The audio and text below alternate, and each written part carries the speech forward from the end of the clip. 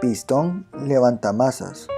Objetivo: estudiar y analizar el trabajo termodinámico realizado por una máquina de calor para levantar ciertas masas. ¿Qué es? Consiste en un cilindro hueco con un pistón de grafito que puede moverse a lo largo del eje del cilindro con muy poco roce. El pistón tiene una plataforma ajustada a él para el levantamiento de masas. Una pequeña longitud de un tubo flexible se ajusta al cilindro de la cámara de aire. ¿Cómo funciona? Si la temperatura del aire atrapado dentro del cilindro es aumentada, el volumen aumentará causando la elevación de la plataforma. Puede aumentar el volumen del aire atrapado moviendo el recipiente de lata del depósito frío al depósito caliente. Entonces, cuando la masa se retire, la plataforma podría elevarse a una pequeña cantidad, así como la presión del cilindro del gas disminuye una pequeña cantidad. Finalmente, el volumen del gas disminuirá cuando la cámara de aire es devuelta al depósito frío. Supuestos para el segundo experimento. La fricción del pistón es despreciable sobre todo el sistema. La temperatura de ambiente no interfiere sobre el sistema. No hay fuga de gas sobre el pistón, por lo tanto los moles se mantienen constantes. Ecuaciones para la obtención de resultados. La primera ecuación fue la ecuación principal que se usó para todo este sistema, que fue la ecuación del gas ideal, la cual se interpreta de la siguiente manera: presión por volumen es igual al número de moles por la constante R, que es 8.314, por la temperatura a la cual está el sistema.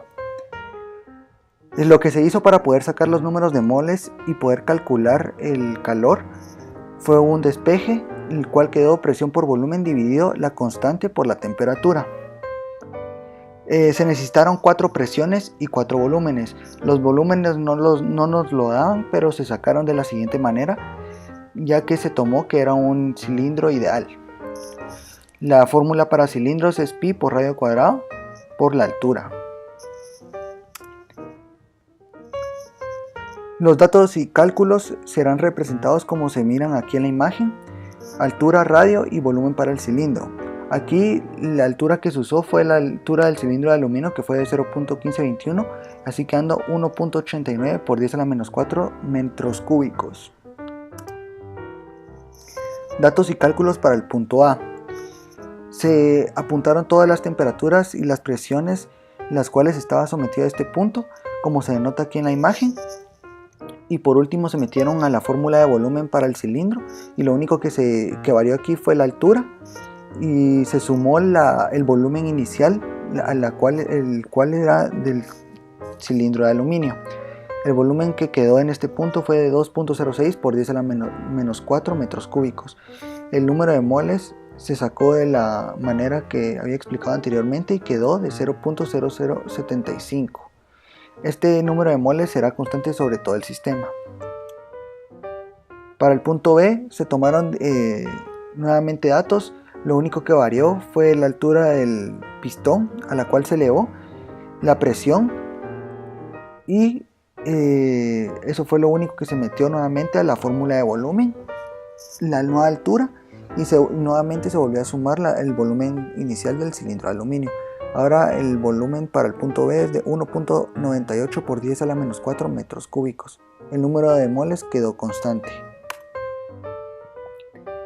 Aquí en el punto C la temperatura varió, fue ahora de 323.65 grados Kelvin. La altura del cilindro volvió a variar de 0.042 metros y se volvió a someter a la misma ecuación del cilindro de 0.042, y el nuevo volumen es de 2.24 por 10 a la menos 4 metros cúbicos. El número de moles se mantiene constante. Para el punto D la temperatura fue de 323.65 grados Kelvin. La altura del pistón volvió a variar de 0.053 y se volvió a someter a la misma ecuación del cilindro, quedando así el nuevo volumen de 2.33 por 10 a la menos 4 metros cúbicos. El número de moles se mantuvo constante.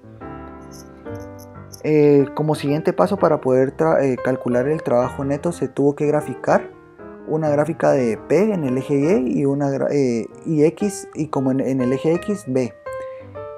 Se representa, lo graficamos en GeoGebra para poder calcular el trabajo, que es el área a la cual está sometido el polígono de esos 4 puntos, quedó de 63.600.